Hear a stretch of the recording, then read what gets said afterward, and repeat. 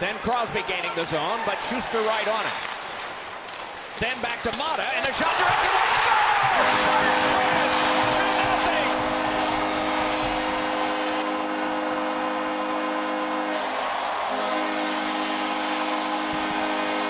What you'll see when you see this picture is not enough white sweaters on the ice. Gonna be a change. Pittsburgh's gonna quick up the puck. No resistance at all, so time and space for the defense. And what a play by Hagelin, putting that puck right to Hornqvist where he's comfortable. Quick release by Mata, Hornqvist to the net. Nice relay by Hagelin.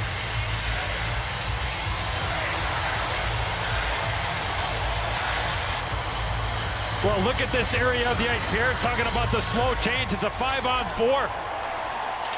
Not a good change at all there from Alex Killorn. And the puck ends up in the back of the net.